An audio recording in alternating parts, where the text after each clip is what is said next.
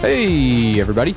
Welcome to another episode of the Mile High Game Guys board gaming podcast. I'm your host, Adrian. I'm Zach. And I'm Jeff. And we're coming to you with another Wednesday episode sponsored by our sponsors, Grey Fox Games. Huzzah. Yeah. So the social distancing continues. So Yes. We're in week 4 of not meeting in person for the podcast. Yeah. I don't remember the last time that I've recorded anything with anyone in the studio. It's starting to feel weird. He's Understandable. sit in a slightly less cold room as time goes on. That is true. It is significantly less cool these days now that we're starting to warm up a little bit. Yep. But, yeah. But we have continued to still play games, sort of, during this. And so, per our newish format, we're going to talk about what board games we played first, and then we'll banter about stupid inane shit later. And how much Astroneer we've been playing. Oh God, yeah, yeah. Zach, let's start with you. What have you been playing? Almost nothing this week. Figured I'd just let you just keep on saying that you said that we've been playing board games. So, but pretty much, I was talking with V. And she was apparently, her and some other people had been doing a couple cases of Sherlock Holmes Consulting Detective online. Basically, just going on Google Hangouts, video chat, and then just having I think Mike Jones. He has it, so he was like narrating everything, and then people were talking. And so I was like, yeah, sure. I feel like I enjoyed it the last time I played, even though we did so badly. Hilariously badly. Yeah, you've played it, right, Adrian? Yes, Okay. I own it. Gotcha. So we were doing the second case. Well, this one I think was the sixth case, but the first time I played it, from the third question on, they were like, "So what happened with this?" And we were like, "I have no idea what any of this is." And then we're like, "Oh no, we really fucked up." What are these things?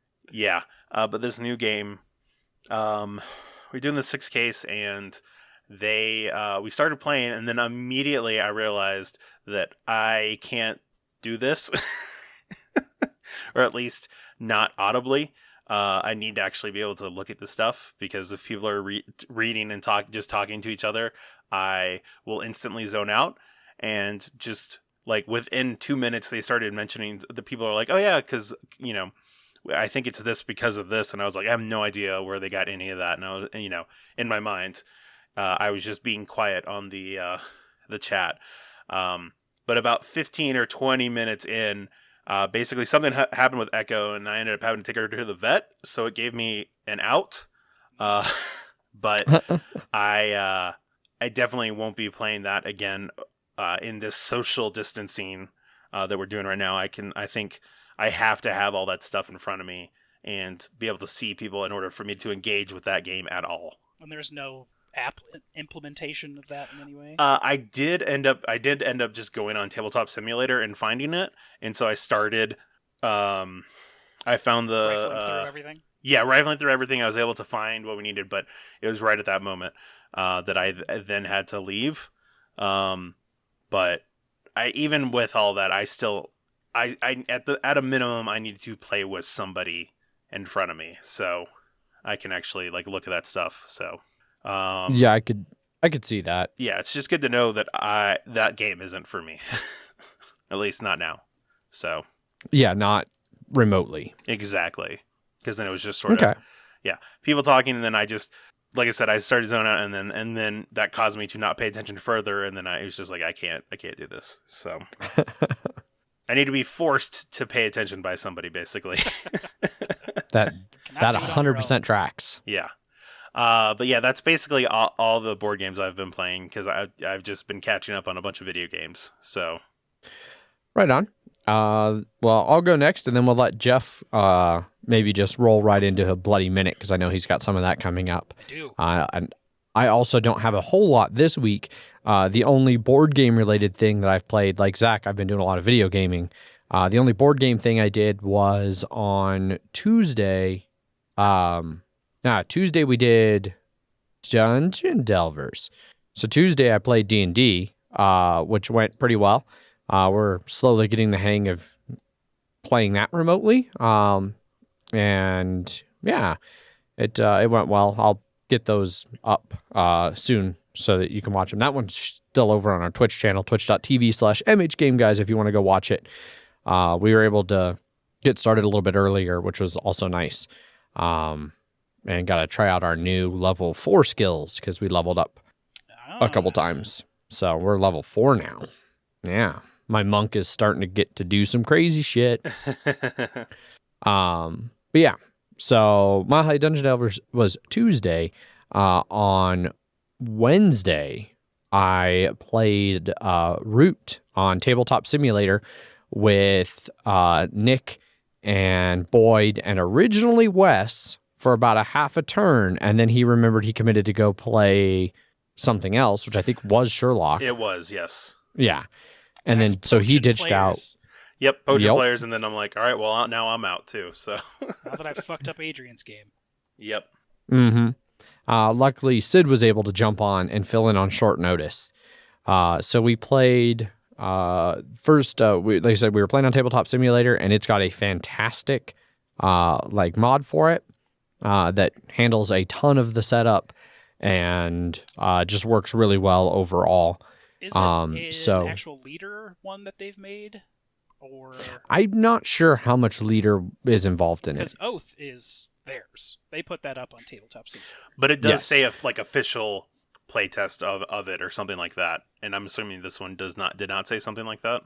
Right. I don't think this one is. I think this was the thing that let leader know, and they were like, well, this is so good, we'll just support this, and then we'll do our own shit for future ones. Mm-hmm. I think it's kind of what happened there. But I don't know for sure because I don't know Patrick Leader at all. So that's wild conjecture on my part. Follows us on Twitter. True that. Anyhow, we played right now. Answer our questions. But we played on the new map from the Underworld expansion, the mountain map. We did the default setup for that, and I played as the Underground Duchy, the Moles. Boyd was the Irie Dynasty. Sid was the Vagabond. I don't remember which one specifically he was. And then Nick was the COVID Conspiracy, the Other Birds. And the biggest takeaway from that game as a whole was the Underground Duchy. If they are not countered strongly by a military force, they have a tendency to kind of roll house. Although it was closer, I think, than people felt. I think people felt like I ran away with it because I jumped out to a lead fairly early, and then I just kind of kept that lead forever until the end. But Nick was pretty close behind me, and he was the Corvids. Yeah, he was the Corvids, and Sid had messed up a good chunk. I was spectating. Jeff was spectating for a while. Sid had messed up. He'd completely forgotten about quests as the Vagabond, which is huge. So I think he was holding himself back more. And then even Boyd did pretty good with the Irie, despite the fact that he had a turn 1 turmoil. So yeah, he went with the recommended builder Erie guy, and that's apparently real bad to start with. But I guess it's the one that it's recommended to start with. Yeah, which I don't know. I think it might be recommended to start with, so you immediately see a turmoil when it won't actually matter. I don't know. It doesn't fucking make any sense. Or maybe it makes more sense if you play with the full recommended setup with everybody else. It's got a little bit more option to, I don't know. I really like the Duchy. For me, this is my second root win ever, and it's my second win with the Duchy. I really like the engine building aspect of them. I didn't get to do it very well in this one. That's another reason I don't feel like I did that great in this particular game. I got 3 of my sympathizers out, but I only got to use the lowest one. The first one I got out, I got to use it a few times. It let me move twice or attack twice, which was huge. But then I got 2 really high level ones out, and I only got to use one of them once, and I didn't get to use the other one at all before everybody attacked my shit and made them go away. the biggest thing that they were useful for is the 2 really high level ones are 4 points apiece just for getting them played. So, that got me 8 out of my 30 points just getting them on the table. And the one that I did scored me another 4 points. So right there was 12 of my 30 points. Almost half my points came off getting those 2 people out and using one of them once. But I think if I hadn't won in the round I did win, I think Andrew, Nick was going to be like right there behind with the COVIDs. He was doing real well with them. But it was fun. I enjoyed getting to play it. As I got used to using Tabletop Simulator for that one and the setup and everything, it went pretty smooth. I really am glad that somebody had mentioned, a while back on the Slack channel, the preset camera settings. So like I was able to have presets all over the board. So like the things I wanted to look at, I was able to just jump to really quickly, which was very nice. I know Wes and May are big fans of those. Yeah. So that worked great. And then I had my rules. I went and got the rules out of my actual game and had them sitting next to me. So when I had a rules question, I could just pull my actual physical rules and thumb through them. And not have to. It is on the table that you can just click the rules in game, but it is also nice to have them right in front of you. Correct. But yeah, it went really well. I enjoyed it, and I would definitely play Root some more on Tabletop Simulator. And I had forgotten until you just mentioned it earlier, Jeff, that they have Oath on there. So now I'm really tempted to start trying to play some Oath. Yeah. So might have to make that happen. I'll use this time to remind Boyd that he has to keep the duchy down. Yes. Yeah. yeah. Sid loves to like talk through strategy of games as he plays, and he was talking like about how like, you got to keep the duchy down, and like, oh yeah, they kind of snowball. They're one of the snowball factions, kind of like the Woodland Alliance. And if you don't stay on top of them, they become too powerful, and then you can't do anything about them. All while being like, yeah, Boyd, you should have been attacking him a long time ago. You should have been attacking him a long time ago, Boyd. Boyd, you should have been attacking him a long time ago. Boyd, just don't ever forget that you need to attack the Underground Duchy. And now I can never play the Underground Duchy again with any of those people, because I'll just be stomped into the earth from turn 1. That's all I played board game wise, though. So we'll pass it over to you, Jeff. Yeah, I am reminded that I did play a little bit more Cartographers and played around with some more Marvel Champions solo wise, but nothing new to report. Besides that, the physical Thor deck has now made its way into the box. Nice. Yeah. Nice. It's very exciting. I don't think mine has yet. But don't quote me on that. Yeah, I did open it up at one point. I think we opened it when we played it, or when you bought it. Yeah, and that was it. Yeah, we opened it, but that was it. And that does remind me, I did play a couple games of solo Cartographers when we were recording last week. So great. Live updates mid-recording of your Cartographer scores. Yep. Yes. I figured if I was just going to zone out, I might as well pay attention to something else. So. Yeah, just keep you engaged. Oh, dear. Yep. So the majority of what I played this week was Blood Bowl, which brings us to the wide world of the Bloody Minute. Yes. We finished out our Fumble League. That was 10 teams and some amount of rounds. I think it was 10 teams. I don't know. The league has already ended, and I don't know how to look it up, so whatever. But my last 2 games were against Goblins and Chaos Renegade. So I'll start with Goblins. Goblin team is Goblins, of course. So they're a stunty team. They have 2 trolls on their team, but they have a bunch of secret weapons: chainsaw, ball and chain, doom diver, and bombardier, who can all get banned at the end of every kickoff/half. That's why Goblins have much cheaper bribes, so they can get a 2+ to save their secret weapons and not a 6. It was an interesting game. I was down.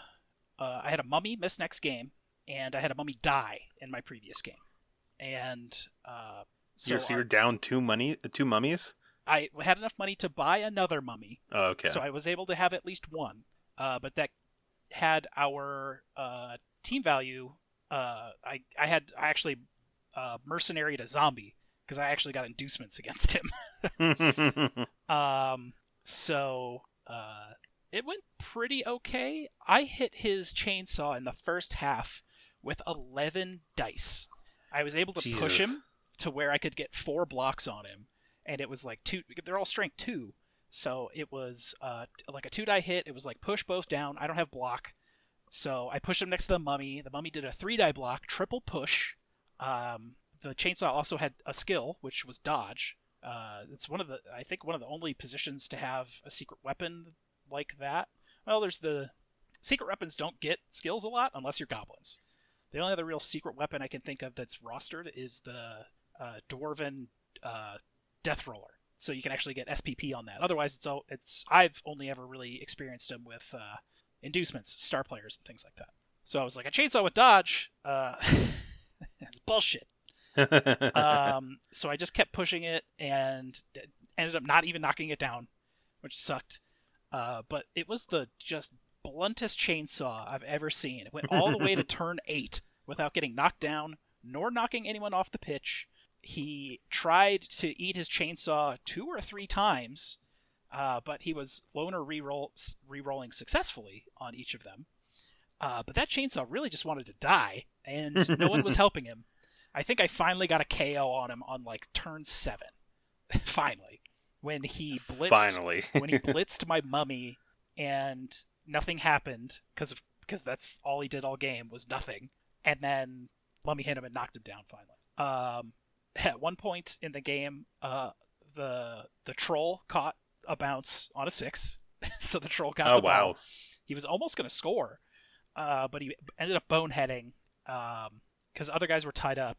And then I sort of started just kind of bashing a little bit. I got 3 casualties in the game. Ended up winning 1-0.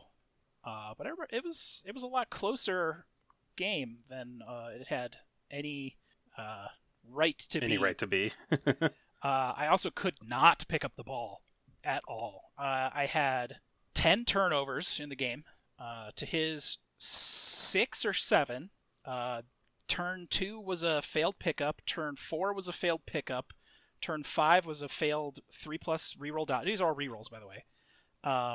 Turn 5 was a 1-die skull block with like a zombie. Turn 6 was a 1 reroll 1, go for it. And then turn 8 was a foul, doubles. The one foul I did all game with my dirty player. He tried to foul and was immediately banned. I did win 1-0. We had throw a rock in the second half that just stunned a goblin. And then this game ran a total of, I think, 47 minutes, which is about half as long as a normal game, because we were just absolutely bashing the shit out of each other. I think at one point I had 5 KOs. So our turns go real fast when there's no one on the pitch. But thankfully I didn't take any serious damage, nor did he, and got away with a 1-0 win and 70k treasury, which was real nice. Because I've been buying back mummies like crazy. They're 120k. I've had to buy 2 mummies. One took a strength break, and then one died, which sucks. Last game of the Fumble League was against Chaos Renegade. Chaos Renegade is... they can take different races, I think. Yeah, because they can have like an orc lineman, a goblin, a dark elf, then like humans, and then they get 3 big guys, a minotaur, an ogre, and a troll.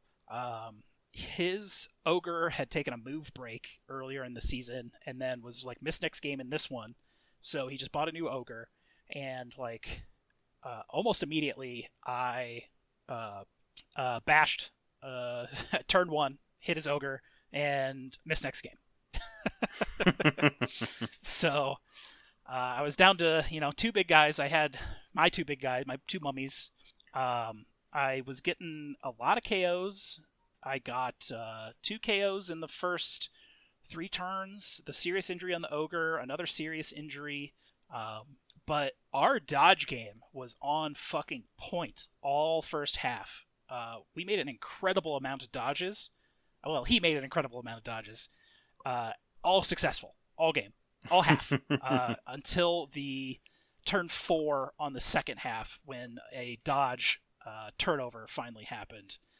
He turned over 7 of his 8 turns in the second half because I had bashed him down so bad that I had taken a lot of KOs, but I needed to score fast so I could get the KOs back on the pitch. So I'd be 11 versus like 7 guys.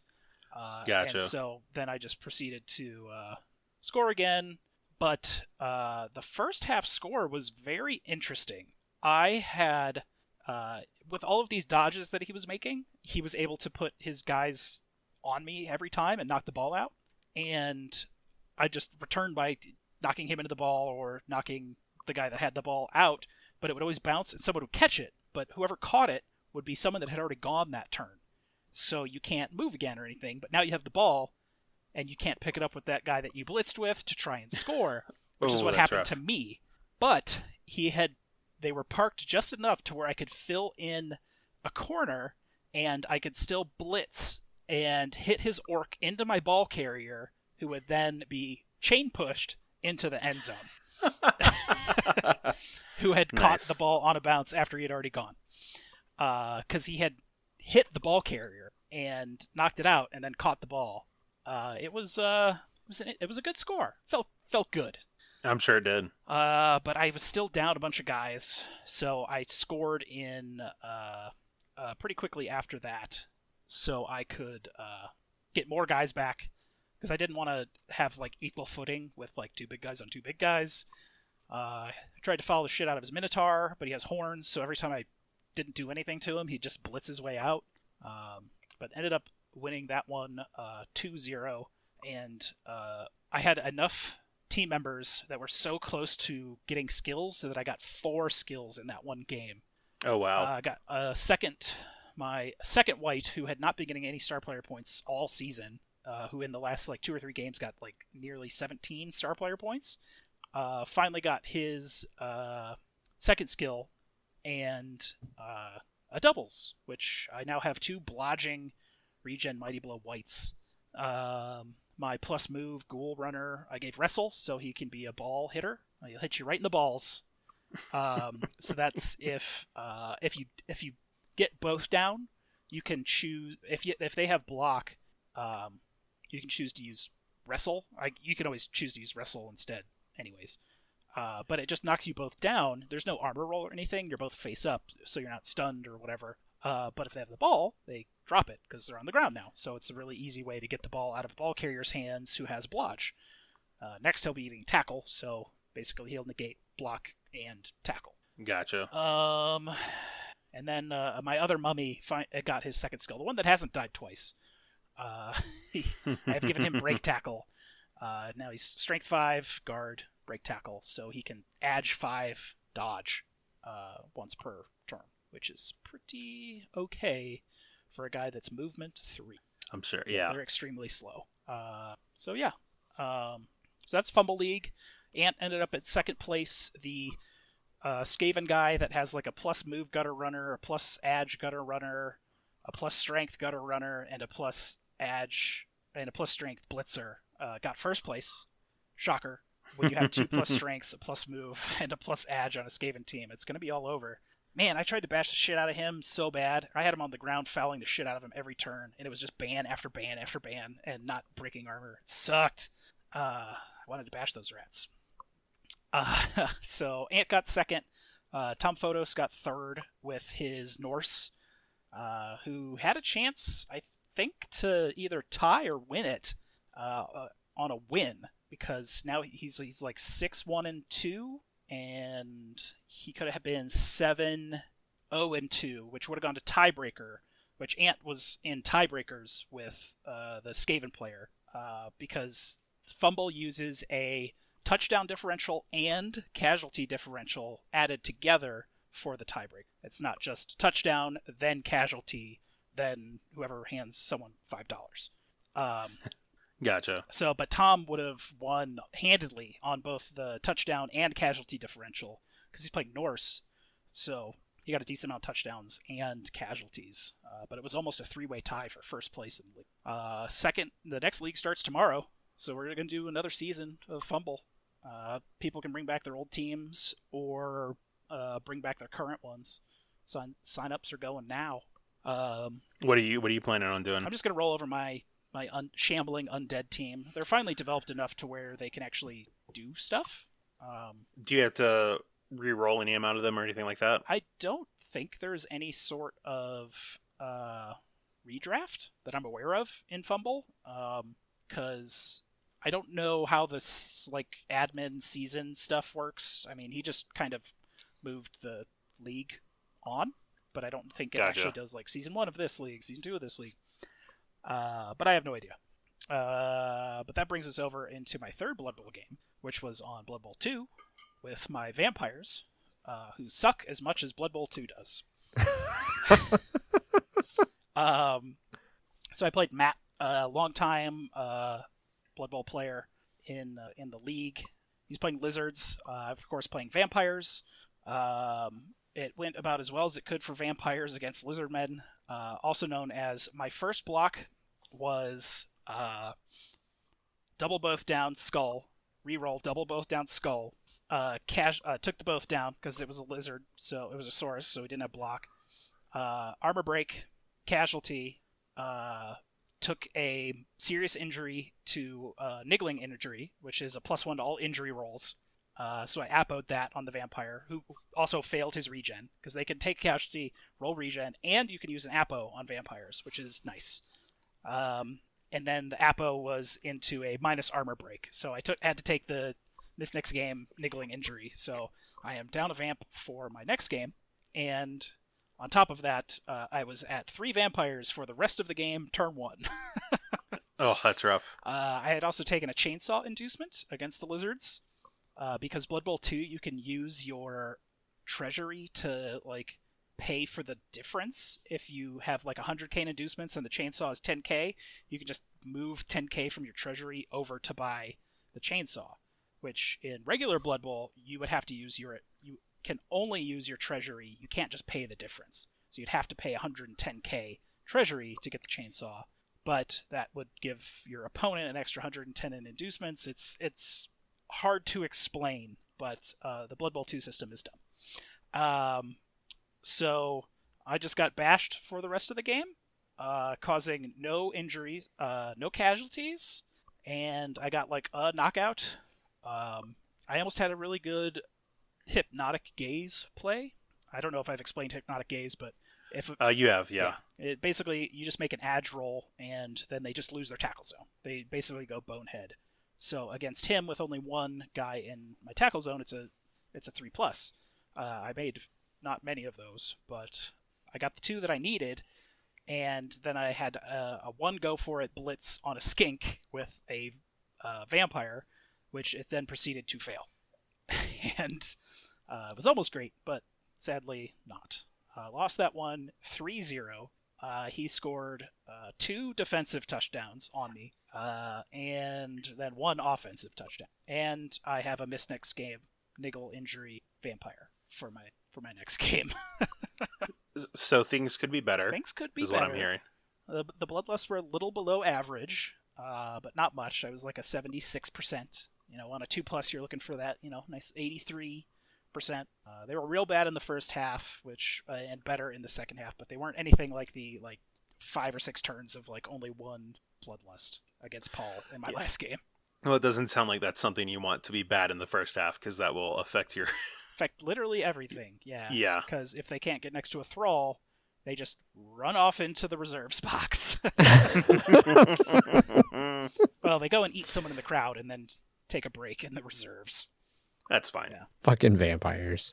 New Blood Bowl team got announced yesterday. Oh shit, really? The next GW team is going to be Snotlings, which is going to be an all-new team as far as we know. It's an all-new GW team.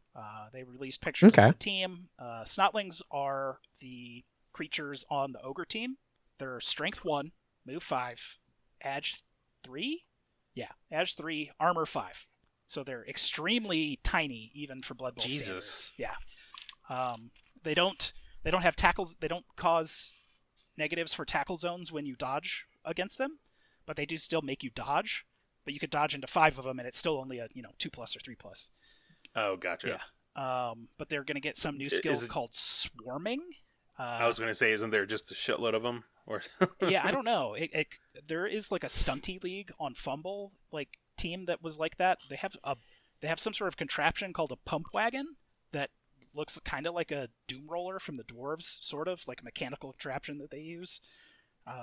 But who knows what kind of crazy thing that GW is going to come with to make this team work. Like, are they going to have more than 11 players on the pitch? Is swarming you can have 16 players all on the pitch, or something insane? It's a new stunty team. I'm interested to see what happens with them. Oh shit! So I was looking this up a little bit, and there's a massive pump wagon. Yeah. Piece that's gonna come in the fucking box. It's got I don't know if it comes in the box. Weird. I would suspect that's going to be a separate big guy purchase. Bell of Lost Souls is saying it sounds like it's coming in the box. Yeah, it might, but I mean, they'll have with how many snotlings are on the sprues, you'll have more than 16. And then you have the pump wagon, so I don't know. They usually dole out the news and stuff like that in the coming weeks or so. But the first... I like this. Blood Bowl Snotling team. This is not a joke. The Snotlings are getting their own team. If you can win with them, you might be the greatest Blood Bowl coach to ever play the game. Yeah. It seems like they'll have some interesting positionals from the models. They'll have like a goblin team. They're going to have a bunch of secret weapons, like bombardiers. It looks like they also have these rolly things that they're riding on, and then some mushroom dudes. Yeah. The minis are really cool. Yeah, I mean, I like the guy on stilts. Oh yeah, and a pogo guy, stilt walker. Goblins have had that for a while. It gives you leap and very long legs. So you can leap on a 3+ to leap over stuff, and you have more movement with it. So maybe that's going to be their ball carrier / runner or something. Okay. Cool. The last new Blood Bowl team was Khorne, and then it was Bretonnians, or maybe Slann was the newer of that. That's the Frogs team that all have leap and long legs. Frogs, Khorne, and Bretonnians, which you don't ever see very much because they're just kind of different humans. So it'll be interesting. We will see. Ant is up in arms about it because he says it looks dumb. Well, but I think he knows more than we do. Yeah, cause being the NAF League president probably comes with some insider knowledge, I would assume. But yeah, that's the world of Blood Bowl. Right on. Yeah.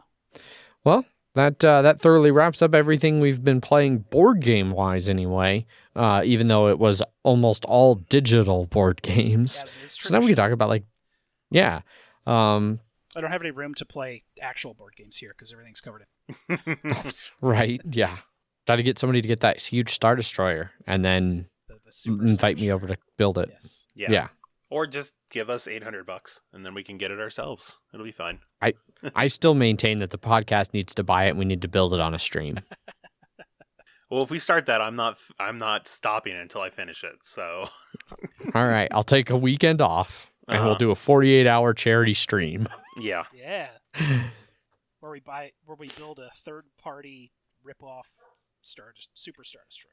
You can buy the real one from Lego. I showed you that link, No, Jeff. that was just a regular Star Destroyer. Is that not the giant ass one? No, he had the Super Star Destroyer. It's 4 feet long. I thought this one did too. Sorry. I mean, that one may also be huge, but this is the Super Star Destroyer that is very much no longer. Womp womp. Oh yeah. Hey, well, yeah. There's one left on Amazon for 1,000 at the moment. It's only wait. Yeah. I don't know why, but the fact that it's 3,000 pieces feels like a very small amount. For how? Yeah. A lot of it's just for little it being tiny pieces on the top. Yeah, I mean, I think my my Saturn V rocket was 1,906. Saturn V. What did I say? V. Oh, well, whatever. That's the same thing. Yeah, no. It's abbreviated as a V. That one was almost 2,000 pieces. So it feels like for whatever reason, this one feels like it should be more than that. Yeah, the roommate's gotten a whole bunch of space ones recently. Lander, International Gotcha. Space Station, a rover of some sort. He's been stuck at home Okay. with the coronavirus, so he just built a bunch of Legos. Gotcha. Also, my roommate had coronavirus, and he's fine. Oh, that's good. Yeah. Yes. So this one, it looks like the regular Star Destroyer has 4,700 pieces. So it has more pieces, but it doesn't look to be the 49 inches long. It's maybe like 3 feet long. It's hard to tell. The only thing I can see for scale is the guy's hands. So just so everyone knows, we're in Banter now. yeah. Oh, yes. Yeah, I said we were moving to Banter, so I've been 27 pounds of Legos. Yeah, all right. That is a lot of Legos.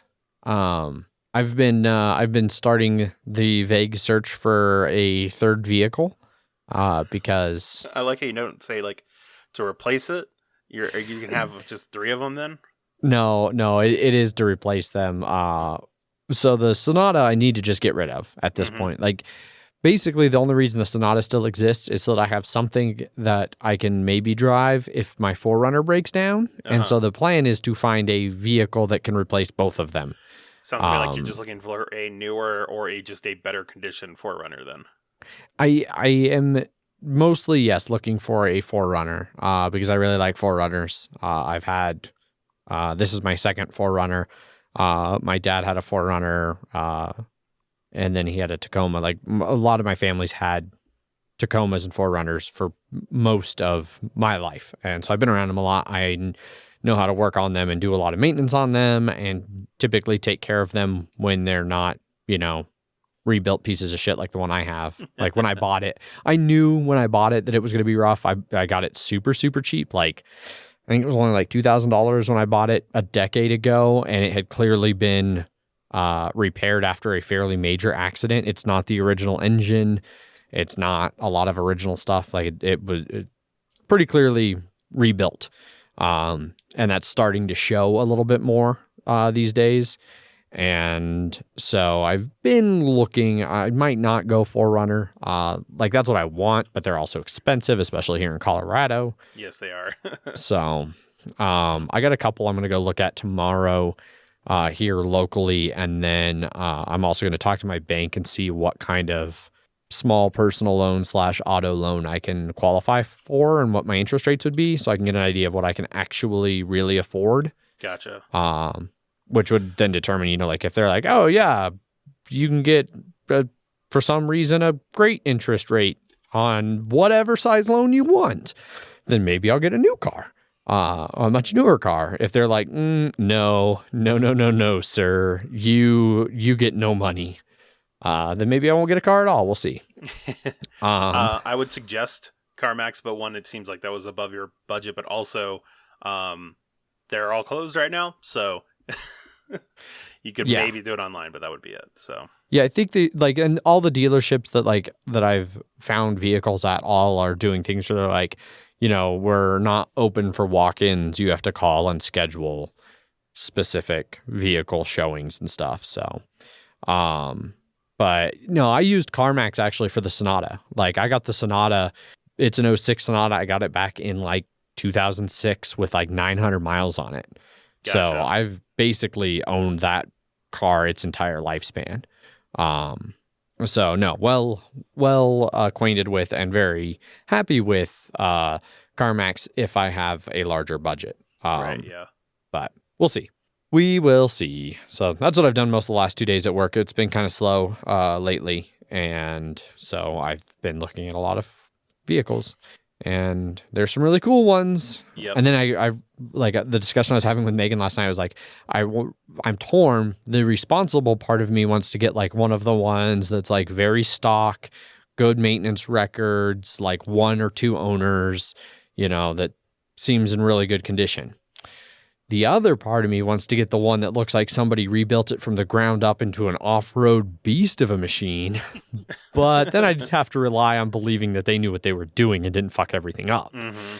So, But yeah, if I do get another Forerunner, then I'll almost certainly get rid of my Forerunner. If for some reason I end up getting like a car or something, then I will probably keep my current Forerunner and start actually turning it into a little bit more like of our off-road camping type vehicle, because it's still really in a lot better shape than it has any right to be, considering what it went through both before and after I bought it. So, but yeah. Video game wise, I've been on a big space sim kick. So I've been playing a lot of space sims, and I've been increasingly disappointed with all of them. Yeah, I started off a lot of the, a little bit before all the quarantine stuff. I was playing a lot of No Man's Sky. Well, I got tired of that. And then I went back and tried for like the fourth time to get into X3 and couldn't really do that. And now I'm on the fence about maybe trying Elite Dangerous. Rebel Galaxy Like Outlaw. buying it. Yeah, that one. So that one, you mentioned that one. I looked at that one. That one looks very promising, but I want, it looks like it'll fit one of the like categories I want, but you don't get to build like a huge big fleet and command like a large fleet and get access to super huge ships. It's like a dogfight game where you have your one little ship. There are multiple ships, but they are freighters and such to do your businessy things with. You're looking for capital ships. Yeah. You're not really going to get that in Elite Dangerous. I know. Just go play that game that's never going to come out. Star Citizen. Yeah, there you go.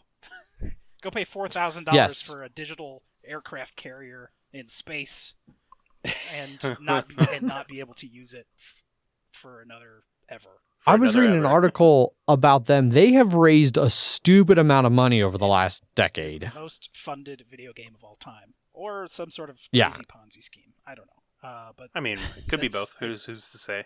The game's and it's definitely never coming out. No. Which is unfortunate because it looks like it'd be awesome. It looks like almost exactly what I want, but never gonna happen. I think I put my $25 or $35 on it forever ago. I'm sure I could play something. No. Yeah. I just don't care anymore. Yeah. Luckily for me, I never cared. Yeah. Yeah, so it was originally launched as a Kickstarter in 2012, right? So it's like 8 years since that. It was not on Kickstarter originally. Okay, yeah, so it was out even before then. So in just the last 2 years, so after this game has been 8 years out of crowdfunding, out of Kickstarter, they were able to, in the last 2 years, raise an additional $131 million in funding. Yeah. What the fuck is going on here? I have no idea. People... It's like you Crazy. said, Ponzi scheme. Yeah. Yeah. Taking that money to pay for more digital spaceships, to get more digital spaceships. Yeah. Well, apparently, so this article is saying that there's a single-player beta for Squadron 42 that's coming out later this year, and it includes voice acting from Mark Hamill, Gillian Anderson, and Henry Cavill. So that's where all their money's going. Yeah, Stop maybe. funding redonkulous voice actors and make a fucking video game. Oh, geez. Good times. Anyhow. Yeah. So that's what I've been fighting with space sims and trying to find one that I like that lets me do everything. Well, Rebel Galaxy Outlaw ticks most of your boxes.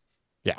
And is better It's than definitely the X on series. the... It has a story. It's the story's a huge thing. That's one of the nice things about Rebel Galaxy Outlaw is that it does actually have a story. It is an extremely different game than Rebel Galaxy, which I'm not sure if you've... I have not, but I did know that because I saw that in another thread where I was like, somebody was like, I'm new to the space sim genre. What are some good intro games to the series? Rebel Galaxy is like a space trucking simulator. Yeah. Yeah. So I've got a list of like 3 or 4 that I'm going to buy and then set an hour and 50-minute timer and play and then stop and decide, do I want to keep this or do I want to refund this? Game that system. Fuck yes. So, yeah. What about you guys? Anything else exciting happening in your lives? It's my birthday today. Oh, yeah, shit. I meant to tell you on the stream because I did mention it on Slack. I wished you a happy birthday, but I did forget to wish you a happy birthday here on the actual recording. So happy birthday, Jeff. Yay. Happy birthday.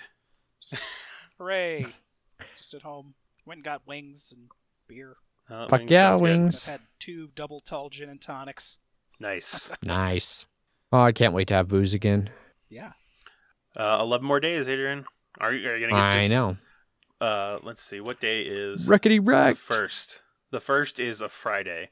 So Thursday night, you could drink one at 12:01. Yeah, except I have to be at work so early on Friday that that's definitely not going to happen. It's going to end up being, and I work Monday the 4th. I'm not going to be able to get wrecked until like Monday night the 4th. Yep. May the 4th be with you. That'll be the May the 4th. Yeah, there you go.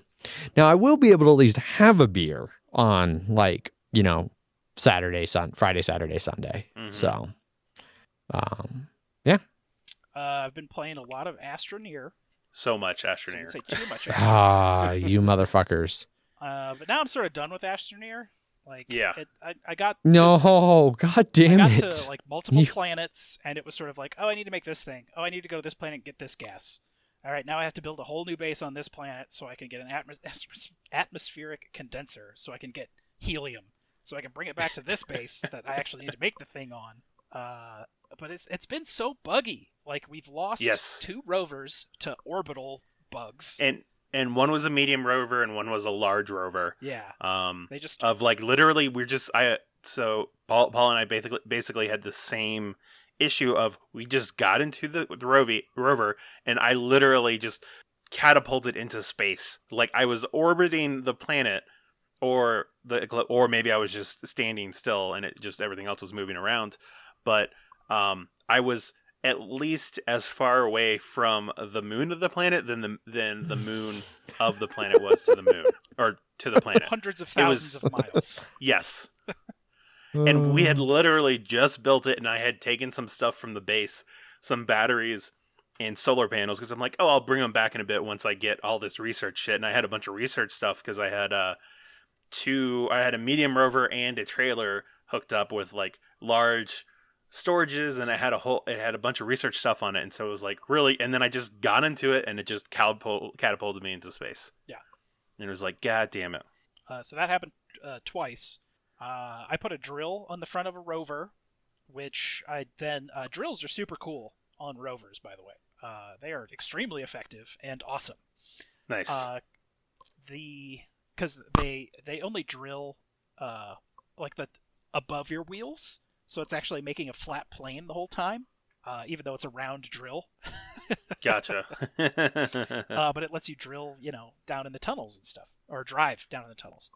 But I was just kind of testing one out and going down and up and seeing how the controls worked. I got out and then got like some research bits from something and went back in, and then it shot me through the roof of the cave into the air above ground, and then I fell and died.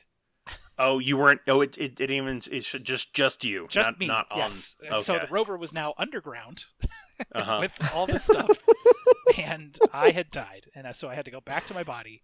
It was a giant pain in the ass. So, yeah, there's still a lot of weird rover bugs in the game that suck. Mm-hmm. Which is weird because I don't remember, like, it's been a little while since I played, but I didn't really come across any when I played. Like, I think there was one time my rover really freaked out, but for the most part, mine would run smooth. Yeah, I don't know. So I don't know what's going on with all that. I don't know. Did you ever have somebody with you? No. Okay. Maybe it has something to do with Multiplayer. other people joining. Yeah, multiplayer. No. Then that could be. It also had this annoying thing for him of whenever I was getting in and Yes. out of a rover, it would just come up and be like saving. Yeah, but so- it didn't. Go ahead, Jeff. So the host saves. So anytime you go in or out of a vehicle or room or anything, it does a little quick save. But that quick save takes like a little half-second freeze on the host, and I was just like, why is it freezing eight times, nine times? And it was just Zach getting in and out of his buggy each time. Yep. Because he wasn't getting the like save notification like how I was. So that was also annoying. Okay. But I think I've seen pretty much all the game. Like, I haven't messed around with any of the crazy purple portal things. But I think those just teleport you around, I right? have no idea what they do. Okay. I know you can get to the center of the planet, and there's some fancy stuff down there. But you have to make a rover that has all the stuff packaged in it, and then you make a base underground, and then you work out from there. And then, Ah. but like with how buggy the rovers have been, it's just like, who cares? If I'm just going to launch into space and lose all my progress, because now all of my stuff is orbiting the planet. Oh, I also lost a large shuttle in space because I Oh God, that's right. I was able to launch. It had enough fuel to launch me into orbit, but that was it. And then the thruster broke, and you're just dead in space. You can't go out and fix it. It's just that's it. Yeah, to be fair, that was technically Jeff's fault. Yes. Because, but it does say it's a solid fuel. It just sort of ends whenever. Yeah. So we're basically like, all right, Jeff, so I think we've realized that anytime we're taking something that we actually care about, put a new booster on it because they're easy to make. Yes. So we made a hydrogen thruster, which is far better in every way, shape, or form. Oh, yes. Yeah. Far, far, far better. So yeah, a lot of Astroneer. Oh, damn it. See, now I just want to play, and you guys are already done. Yeah. Yep. Oh, no, I was definitely getting close to that point, too. At one point, we were on our planet, and Jeff was like, all right, I'm going to just go do this thing real quick. And I was like, okay. And then as soon as he left, I just started reading shit online, and like I didn't move until he came back. It's like, I need to go get helium. Oh, jeez. Yeah. But now it's just sort of like, I don't really feel like just, all right, now I go to a new planet and make a new base. Yeah, it seemed like it was getting more tedious. Yeah. And the amount of work you had to do for the increase, like for the new thing was, a lot more. And so I was like, which has always been my problem with those types of games. Yeah. So. But it was fun for that weekend. Yeah. For that 30. Yeah. See, Adrian, if you weren't working weekends, then you would have time. Shut up. It's not even fair. I'm just saying, you chose this life. Yep. I mean, saying I chose this life is questionable at best. Okay. So if you had a choice to just work Monday through Friday, you would do it then? Is that what you're saying? Or if I got paid the same. So you chose to get this in order to get paid more. Specifically because you're working on the weekend. Yes. This is true. Yeah. I also get that extra day. I also get the 3-day weekend specifically because I work 12-hour shifts on the weekend, which you can't do during the week. So. Yep. I'm going to say it sounds like your choice. Well, there's not an opening for me on days to move to, even if I wanted to. Even if I wanted to give up the weekend shift differential and my extra day off. There's not an open day slot because everybody wants. But it doesn't sound like you want to do that. So, but I'm also still not choosing it. Jiminy Christmas, rude, so rude. So yeah, Astroneer was played significantly. Yep. Cool. I've played a bit of the new Final Fantasy VII remake. I got that on the weekend, but then I started playing other things. I've been enjoying it, but I want to say I got about 4 lines into the English dub of it, and I was like, all right, we're gonna go to Japanese and subtitles because I can't take American sounding voices with these graphics. So I don't know what it is. Well, just I think it's been ingrained in me that anybody that looks anything like anime or Japanese characters is like, it sounds weird if it has English. So, but it looks pretty. It's been fine so far. I'm looking forward to the game to open up some more. And I'm curious to see how much extra shit they add into this game because it's supposed to be 35 to 40 hours to do the whole thing, and this is only like the first part of Final Fantasy VII. So, and like not even, it's just Midgar. Yes, yeah. So we'll see how much extra shit's in here. So apparently a lot. Yeah, that's what I've heard. Seen about. If I cared, if I cared they more started about changing. the old Final Fantasy, I'd probably pick it up. Gotcha. But I played it once when it came out. I was like, Final Fantasy VI is better. So we'll see how it goes. Right on. Yep. Anything else for banter for either of you guys? I don't think so. I'll probably remember something. Yeah. I'm sure you will. As soon as I'm like, hey, that's it for banter, you'll be like, you forgot me. It's exactly what'll happen. So that's it for banter. Yes. which allows us to move on. We already did a bloody minute during the what we've been playing section, so we can move directly to some news and Kickstarters. Yeah.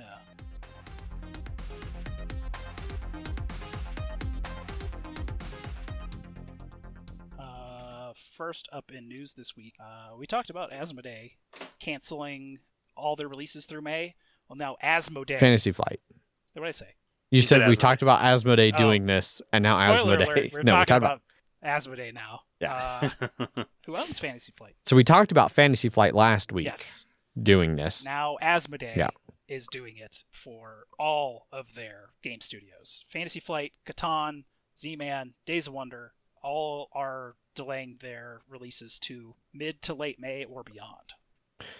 At least the end of May is what their press release says. So, yeah, going to be a while. And they'd previously had a shutdown in March all the way through May 1st.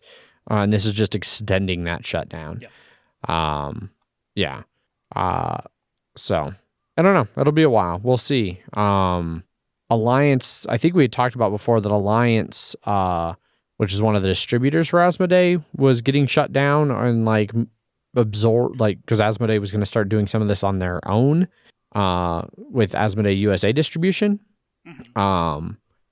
And so basically, with this shutdown being extended, it's basically well, Alliance, you're the distributor for the next month, but we're not going to distribute anything for the next month. So Suck it, nerds. yeah.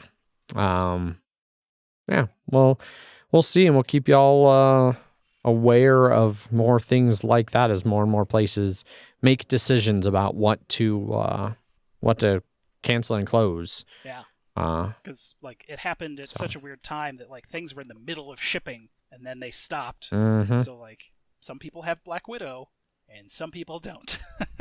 And it's Unfortunately, yes. And then it's going to be one of those things of well, how much Black Widow is out there now? Can I even get that, or is it going to go out of print and I'm not going to be able to get it for years? Level Right. of the usual Arkham Horror Mythos Pack Nightmare reprints that people have to go God. through. Yeah. But yeah, so more information as more information comes available about Asmodee and people like them shutting down distributions. Yes. So next up on news. Next up on news, Carcassonne and the people behind it have come out with an official solo rules for everyone staying at home. If you want to play Carcassonne and don't have anyone to play with, now you can play it basically three-handed. Kind of. There are some significant rule changes. So yeah, Hansum Gluck, the people who mainly do Carcassonne, released these, and so you use 3 player colors, and you start with 4 meeples from each color, and each color gets a stack of roughly 24 tiles. One of them only gets 23, basically whichever one's in the 3rd position. And so the way the game plays is each turn, you take turns using the different colors. So you'll start with red on the first turn, and the second turn you'll be green, and then yellow, and then back to red. And on any given turn, you play the top tile from the stack, and you place it down. And then, unlike regular Carcassonne, in this one, if you can place a worker, you must place a worker. And so you keep basically doing that, and there's special rules for scoring completed features. For one, you can't do farms. There's no farms at all. And you can only score points for a completed feature if at least one of the colors that would score that feature is the lowest or tied for lowest score in the game at that point. So you kind of got to balance. You can't race one of them way out there, because as soon as a color gets in the lead, it's not going to really score points anymore. And you keep playing until one of 2 things happens. Either if you have to place a meeple and you can't because you're out of meeples, then the game ends immediately, or if you have placed the last of those tiles. So you start with 74 tiles. So once you've placed them all out there, then you go and you do a different end game scoring where you get 2 points for every meeple that's on a tile, but they only get scored if the color of the meeple has the least points on the scoreboard, but you can decide what order you want to score things in. So like if yellow's the least by 6 points, you could score 3 yellows that are still on the board, get those 6 points, and then now it's tied for least, so you can do a different color and kind of manipulate that way to try and get high scores. And then they have some other like variant options to make it harder or easier and things like that. They say you can even go fucking nuts and throw all the expansions in and play a ridiculous game if you want, and good luck with that. But yeah, I don't know. It sounds kind of interesting. I just don't think I care enough about Carcassonne to do it. So Some people love Carcassonne. Some people do. Some people do. Fellow sponsoree, Yes, Jake and Draft Danielle Mechanic. at Yeah. Draft Mechanic love Carcassonne. Yes, they do. Yes. So, but I mean, I mean, I have no problem with it. I like it. I think I played Carcassonne on Xbox, I think even way before I got into regular board games. Like I didn't realize that it was a actual board game because it's a cheap little app on the Xbox. I feel like I remember you telling me that, I yeah. played a lot of Carcassonne and Catan on the Xbox 360. Yeah. And apparently there's ways to modify difficulty. Solo rules. You can Mhm. add or reduce meeples, or add another color of meeples, so you can have like 4. Yeah. A lot of it says stuff like, you can also try to use just 3 meeples per color. Let's see how that works out. Or, we haven't tried it yet, so you'd have to try that at your own risk. Yeah. So it was clearly just kind of a thrown together little thing by Brett Spiel. So this does say it's also playable as a team challenge. So what like does that mean, like cooperative? Like we should put this Okay. tile I think here, 'cause so. this will get us points doing so and so. Okay. Mm-hmm. For people that might not be as, hardcore into the world of board Right. gaming. Yeah. Or if you just want a different way to fuck around with Carcassonne. Yeah. Besides So. fishing version or Star Wars version or whatever other million versions of Carcassonne there Right. Yeah, there are many. are. So. So yeah, Carcassonne Solo. Last up in news this week, Asmodee has stopped releasing physical things, but they have not stopped releasing digital things. And they have released a revised edition of Agricola on Android and other mobile devices, as well as Steam. Yeah. So, this was huge, and it came out of nowhere. I've been bitching for a long time that Agricola was only on iOS and not on Android, and then they're just out of nowhere, like, hey, here's revised Agricola app. Did it Surprise! used to be on Now Android, this mean and it just No. got No. outdated, or they just never fucking... No. Nope. Okay. no the Yep, one never. on the one on iOS had been like not updated for a while too. Yeah, the iOS So- one's super Yeah. old. Yes. So this new one is based on the revised edition of Agricola.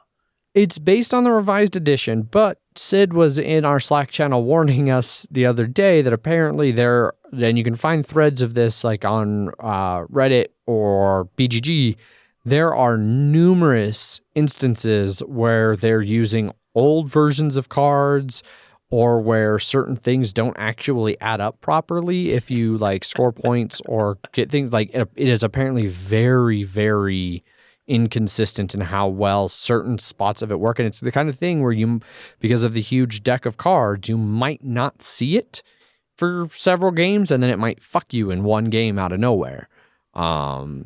So be aware of that. The other thing that's really bizarre about this is like if you go to the App Store and you watch the trailer for it, they clearly made the main like game of it look very video gamey, like not at all like a board game.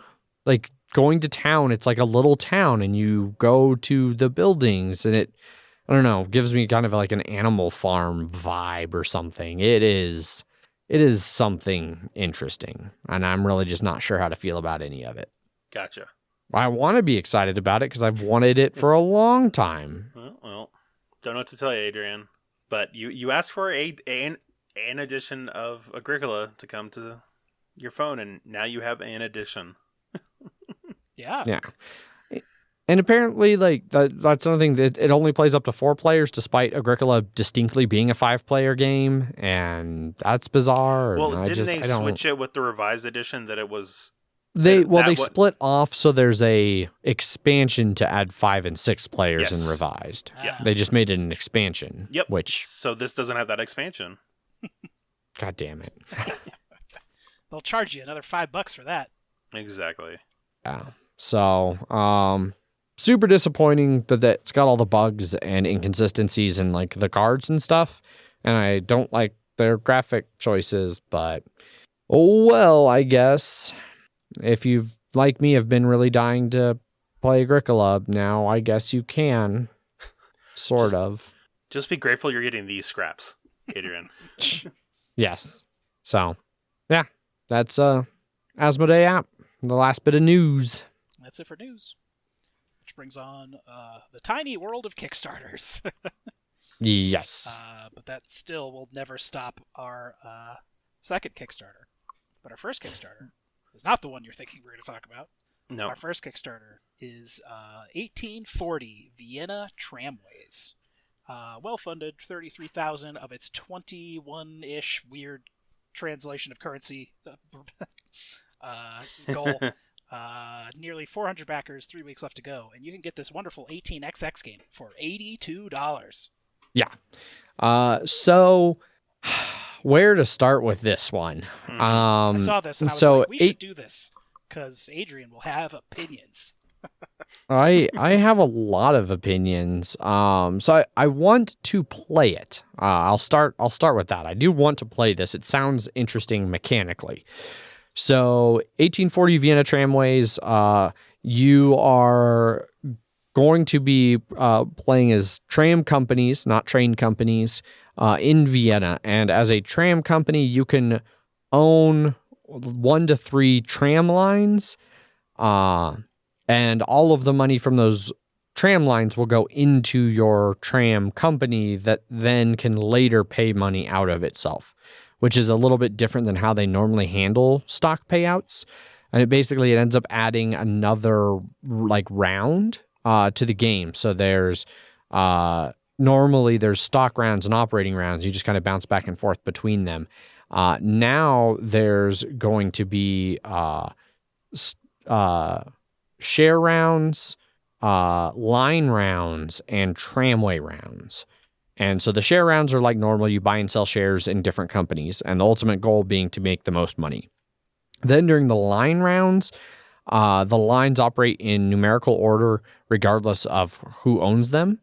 And then every so often there will be a tramway round where the tram company can then pay out from its treasury, which will affect its stock price if it pays out, which is kind of normal 18XX thing. But so the concept of like having basically, it sounds like almost if you had one mega company that had like 3 train companies in it from a normal 18XX, and all 3 of those train companies' money went into the big company, and then you chose to pay out from there, which I think is really interesting. And they even have a little chart in the rules, which are not the greatest rules, but they have a little chart that shows like how much your stock can move up. So in normal 18XX, if you withhold dividends, your stock goes down roughly 1 spot. If you pay dividends, it goes up 1 spot. And it's just that simple up or down kind of a thing.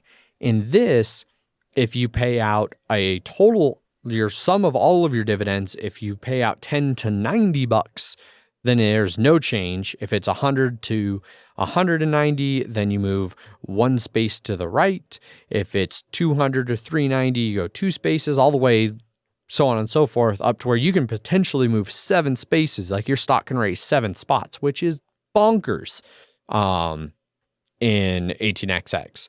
So like I'm already, thinking about playing this, like trying to, imagine in my head, like, would it then be worth it to, for the first few, pay out the bare minimum to move up while holding as much money in the company as possible, so that later you can just be like, boom, here's a fuckload of money. Let's ratchet way up the board, or, does it not work? Does the math not work on that? Like, I don't know, but I want to find out. So I think that's really cool. And then they really changed up the way the trams are versus trains. So trams don't ever rust, so they don't go away. But as the game gets longer and longer, the earlier trams start to incur maintenance costs. And that's something because there's eras in 18XX, so you go different types of trains or something? Yeah. Okay. Yeah, so normally diesel trains are like the end game one. And so you have like your 2 train is the first train, and it can move 2 stations, and it will be around until like 4 trains come out. And then when the first 4 train gets bought, all of the 2 trains immediately simultaneously break down and die. And so they just go away. So like why the In last this, man that is what you're saying. exactly. There won't be very many people who understand that reference. I'm not one of them. In this, though, you can keep that, the equivalent of the 2 train. They're not trains and they're not listed the same way. They specifically say that even the earliest one is a diesel. You can keep it the whole game. Just the when you get to the yellow is the very first one you can buy is the yellow tramways per the rules. The rules are still very much a work in progress.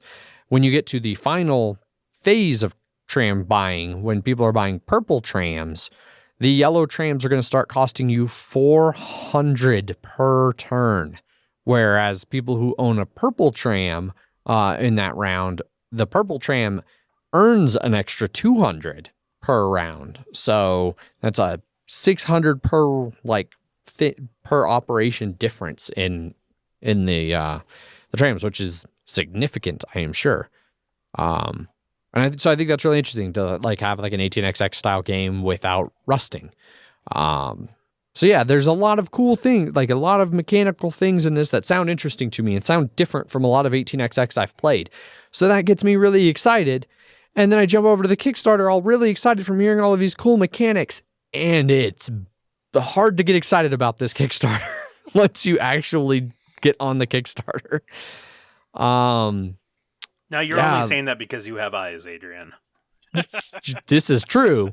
But yeah, when I see the $82, pledge for this, and then I scroll down and I look at the board, and the board is it might be one of the ugliest 18xx boards I have personally seen. We've seen some stingers. Yeah. Of any of the regular ones, yeah. Yeah. There's some fan-made ones where they're like, oh, let's add color, and they try and do a topographical map of United States or something, and it ends up just looking so much worse. Yeah. The tramway cards I'm fine with. I like that the yellow ones, those initial ones, are basically a horse-drawn tramway, whereas the purple ones are like modern, yeah. I like those. The track tiles are 18xx track tiles. That's all fine. That's all fine. But then even getting down to the stretch goals, the stretch goals are super lackluster. The first stretch goal at 25,000 euro or whatever was add paper money to the bank. It's like, I'm pretty sure they have that in there just so I don't get super pissed. It's a Zach stretch goal. Yeah, it's a Zach stretch goal.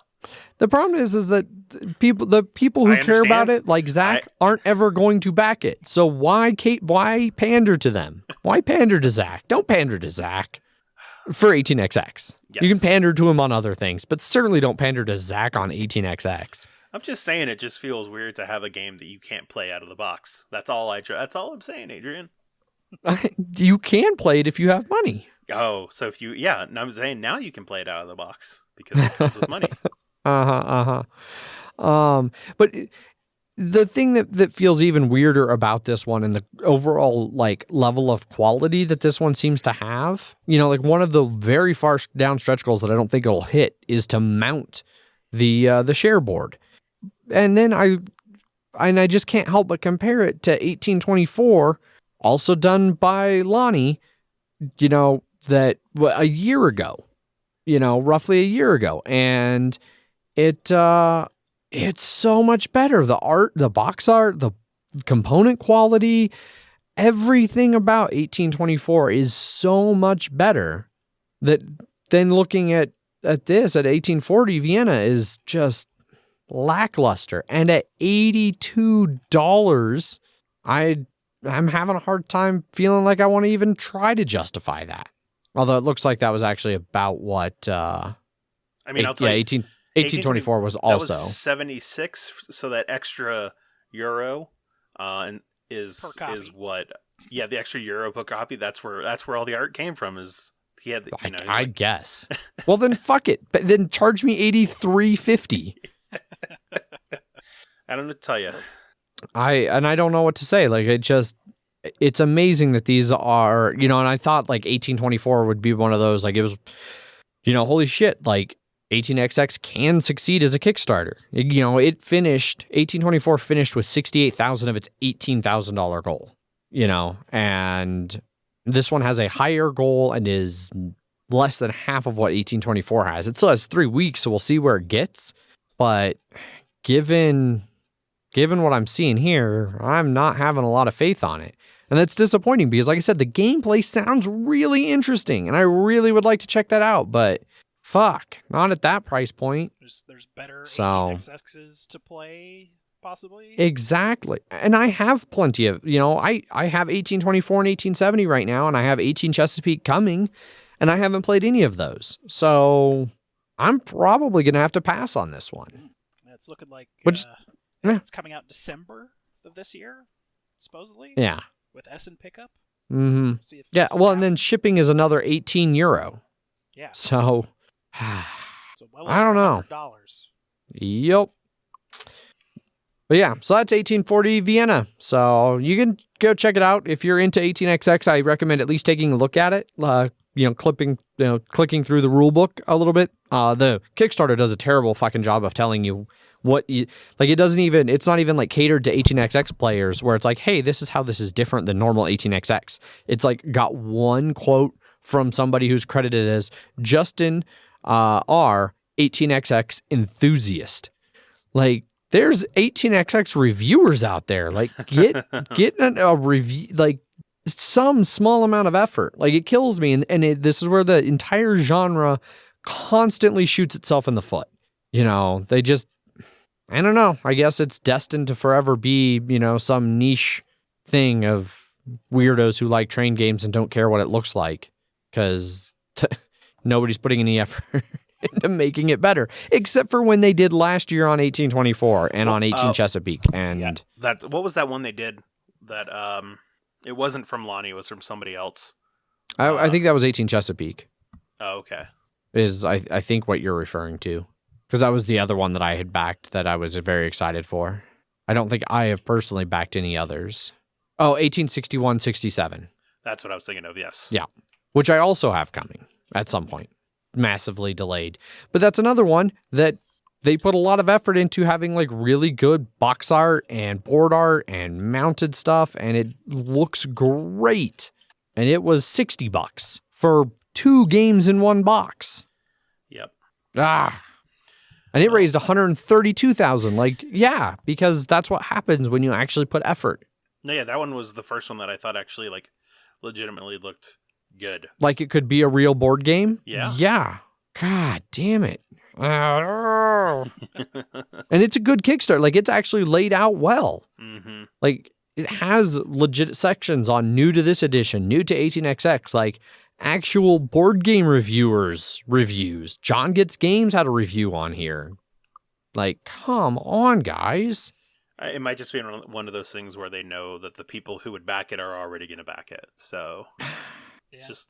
I mean, when I see that 2,000 backers backed 1861 and 385 have backed 1840. What I mean is that one is like, maybe there are people like, oh, it's a train game, this actually looks good, whereas that one is like the Lonnie one is like, well, it's a Lonnie one, so I'm gonna back it. Or if you look at it, you're like, I don't want to. I don't know.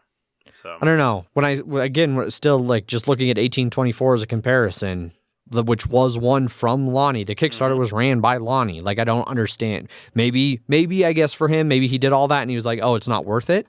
Maybe he's one of those people who doesn't care about it succeeding in that way. I don't know. I'm not going to speculate on that. But for me as a consumer, it's disappointing because the game itself sounds interesting, but the quality of both the Kickstarter and the images I have of the components there are lacking for me. Anyway, let's move on. I'm done railing about 1840 Vienna Tramways for now. So if you want to check it out, if you're into 18XX, go look at it. 1840 Vienna Tramways and make your own decisions. Next up on Kickstarter, we have the big boy, Ankh, Gods of Egypt. Shocker, extremely well funded, $1.3 million, of its $300,000 goal. Over 15,000 backers. Just under 2 weeks left to pledge this one, with its sole pledge level of $100 and fairly reasonable shipping of between $15 and $45, depending on where you are in the world. I mean, to an extent, yes. Unless you're in for the Africa majority of the world. Unless you're in Africa, then it's $120. Yeah. So, good luck on that one. Yes. But yeah, most of US is 15. Most of Europe is most of EU is 30 to 40. 18 to 30 for a good amount of Australia. So yeah, no, there's a fairly reasonable in that shipping. But Ankh is the new area control game from Eric Lang. Pretty much, and I feel like just sort of like the 18XX, I like hearing Area Control by Eric Lang with art from Adrian Smith, miniatures by Studio McVeigh, and made by Cool Mini or not. That should basically tell you whether or not you want this game. Yes. But there are some twists. There are some little twists, yes. So the couple that I saw is one, so the game that we've played a couple times, Downfall, had this sort of event track that as certain things came up, it was moving along, and that sort of determined what the end of the game was. And this has a similar thing where you're going to have combat happen every couple times these events come up. And that's also going to let you do it's like various things, but it's like every 4 turns, and then it becomes every 3 turns as the game goes on. Yes, yeah. So this is a area control where it starts with 3 regions, but something that are unique that I've seen on here is that there's ways for you to basically divide up the regions more, called the Camel Caravan. It's one of the actions you can do, and you're basically, drawing extra lines. So say somebody is really they have a lot of presence in the entire region, but specifically in a big corner, you can basically gerrymander them into their own region, and then you, who had a fair amount on the other side of the region, is like, well, now I'm the person in charge over here. You can have your tiny little corner. Exactly. And then one other thing that's, I don't know if it's interesting or not, but it is unique, is after the third conflict, if you're playing with 3 or more people, then the players in last and second to last place join forces and become like a super god. That's a catch-up mechanic, all right. Yeah, a little catch-up mechanic, and then you guys are trying to both of your both of your gods' areas then become one, and then it's so it's giving you a chance to pull out a win if you're in last place. But then it also has, at the end of the 4th conflict, there's a devotion track that's basically sort of like, it's how much people worship you, but you can sort of look at it as a point system, and if you aren't up on the upper third of it, then you're just straight out of the game. And if there's only one god left, then you win. If there are no gods left at that point, then Egypt just becomes an atheist civilization and everybody loses. Yeah, so you gotta hope the game goes fairly well. Yeah. Or else. Yeah. But unsurprisingly, minis in here, there are a lot of them. They look real good. Yeah. There's a lot of Kickstarter exclusive stuff, and there's a lot of stretch goals that are upgrading cardboard stuff into plastic stuff. No real additional buys besides an art book. Yeah, besides an art book right now, I would not be surprised if an optional expansion comes out, or 2. But for now, 100 will get you everything playable, which is a lot of stuff. Yep. Oh yeah, because I mean, you have your base thing of, you've got your little warriors, you've got like better warriors, you've got the god who's sort of like your leader, and then you have different monsters that come under your control. So once again, an Eric Lame area control game. Yes. A lot of Egyptian themed. Yeah. Except, I mean, there's a little dwarf man. Looks like a fantasy dwarf. I don't know if that's an Egyptian thing. Must be. My question is, which one of these things was something that somebody made up on Wikipedia and Googled? And Googled that Simon got caught in. All the minis are really big. They're pre-painted stuff they have. Well, they're painted things they have down here. All look real amazing. Yes. And unsurprisingly, it all comes unpainted. But Yes. theirs have always been really well detailed, and especially on the god, like the bigger characters that quote unquote matter more. Like the gods on here all look real. Like Anubis looks real fucking cool. Yeah. I remember the Godzilla Rising Sun was my favorite. It looked Oh yes, amazing. yep, yeah. So yeah, Ankh seems to have a couple changes to the way things go. Mm-hmm. And you'd be happy to know, Jeff, that it does like the combat isn't as bullshit Where, as like, but my thing's Rising Sun for you. invulnerable, so you can't do anything Yes. about it. Yeah. No, combat here basically looks like when you fight, you compare your warrior strengths, and then each of you plays a card, and then you compare what all the different powers and stuff that you have, and then whoever wins, your opponent, the loser, all their stuff dies unless it's a god, and then if you tie, then there is a tiebreaker token that if one of you have, you can flip it, and then you'll end up being the winner. But if you tie in this game and you don't have that, then you both lose. So Okay. you basically always want to win by a lot or a little. I mean, you always want to win by a lot, because if you're only winning by a little, there's a chance that you could end up losing and all of your stuff's wiped out. Yeah. Yeah, this seems to fix some problems that I had with Rising Sun. Hopefully it does. Well, I mean, that one was based, not based at all, but it was like diplomacy was sort of as an inspiration for that one. Mhm. So it was about alliances and things like that. So this one, everyone's basically out for themselves unless you're doing badly, in which case you're like, all right, well, you two just work together. And Yeah, I like. so I do that, like. where, Yes, like, I'm curious to see how well that'll work. and then the region splitting seems interesting. Yes. The regions will. I wonder how do you mark exactly? So there are camels. Oh, okay, I see. That you actually use it to divide it up. Okay, like little camel Yep. minis. Mm-hmm. Yep. Okay, neat. What do you think, Adrian? Are you all in on this one? Or was he not even paying attention? I'm gonna pass on this one. Surprising.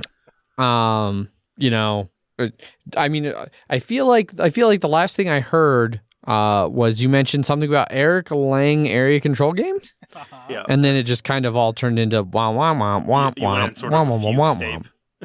womp. Yeah. My eyes glazed over like Zach's does when I talk about 18XX or Jeff talks Mhm. about Blood Bowl. So, Yeah. Or no, we there both are talk some. about Kingdom Death. Yes, correct. No, there are some things that do sound kind of interesting. I do like the ability to just be like, yeah, this big area is now this small area, and you control that while I control the rest of the big area. I think some of that sounds like it might be kind of interesting. Like that's a neat twist on area control. But I don't know just like if somebody. I like the idea of, say it's a region that 3 people are in, and one person is controlling the entire area, but they're like in the center. Someone could make a line to basically cut their stuff in half, and then it becomes 2 regions that the other people are now controlling. Yeah. And so you definitely I can totally see somebody not taking that into mind, and then someone really fucking them over with this.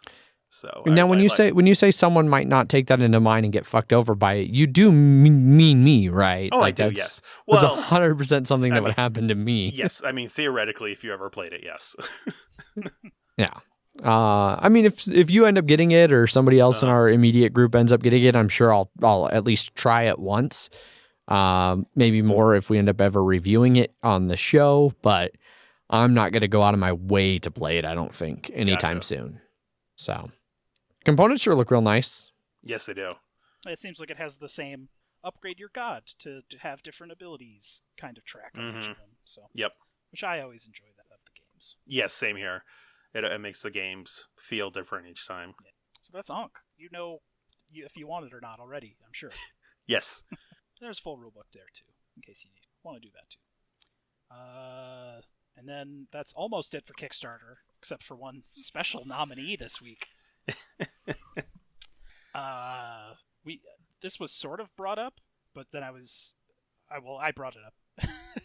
Yes. Because I was like, there's a reason this Kickstarter isn't on the Kickstarter thing, and that's the Wolfenstein board. It's doing very well, but it's from Arcane Studios, also known as Prodos Games, who has a legendarily bad record with Kickstarters. They did Load and Reload, Demigod's Evolution, Vanguard of War, and Alien vs. Predator. With load, people, or with load and reload, people that backed the reprint were getting their games before people that even backed the first time. Tons of fulfillment issues, misinformation, they had a refund if unsatisfied promise that they were just like, nah, we're not doing that. And then Aliens vs. Predator, that is currently 4 years late. And Oh my god. the game has been available in retail and still not delivered to backers. So I would say if you're looking at Wolfenstein, maybe don't, or else you're next on that list. Yeah, I agree with that. Yeah, as much as I love Wolfenstein, pass. Yeah. And that's it for Kickstarter. Indeed it is. Well, that pretty much wraps everything up. Don't have anything in listener feedback. Everybody's got all this spare time on their hands, but no time to, send us an email or anything like that. MHGGameguys.com. Yeah, leaving poor Jeff hanging. If you do want to get a hold of us, you can do so in lots of different ways. You can send an email. Emails at milehighgameguys.com. You can find us over on Twitter, where I tweet under at MHGameGuys. I am Zach_MHGG. And Jeff_MHGG. We have an Instagram account, instagram.com/MHGameGuys. Facebook.com/MHGameGuys if you want to follow us over there. Our website, milehighgameguys.com, has links to all of the different news and Kickstarter items that we talked about, as well as a link to our Slack channel if you want to join up over there and come hang out with all of us. You can jump on the Looking for Games channel and play some online games with some of us here and there. And then we have our Twitch channel, twitch.tv/MHGameGuys. We're not doing a whole lot over there right now because we're being forced to socially distance, but we are eagerly awaiting the day we can get back in the studio and play some board games on some streams. So go follow over there as well. Lots of different ways to get a hold of us. So go for it. And then, as always, we would like to thank our sponsors, Gray Fox Games, for their continued patronage of the show. Be sure to jump over and check out their current Kickstarter for Science. It's got just a hair over a week left to go, but is well funded. It's a fast-paced cooperative block stacking game about curing viruses. So very topical right now. We talked about it more in depth last week. So go back and listen to the Kickstarter section from last week's episode if you want to hear more about how the game actually plays and what you get when you back it. But definitely go check it out. Jeff, do you have a prepared statement for us? Of course. Gray Fox Games, quality games, cleverly crafted. Also, I don't know. I was just looking at it. And suddenly I got this irresistible urge to get inside. No, not just an urge. More than that. It was my destiny to be here. In the box. And then, when I put it on, I suddenly got this feeling of inner peace. I can't put it into words. I feel safe. Like this is where I was meant to be. Like I'd found the key to true happiness. Yes, go crawl in a box. I mean, it's technically staying inside, so. Yeah, exactly. That's social distancing if I've ever heard of it. There you go. Well, I think that pretty much wraps everything up. Thanks, everybody, for tuning in. As always, I've been your host, Adrian. I am still Zach. I've got to get up early for work tomorrow, Jeff. Bye. Bye. Bye.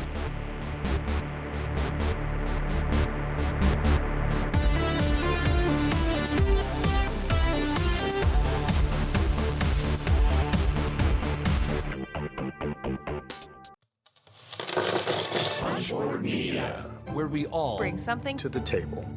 Pull up a chair at punchboardmedia.com.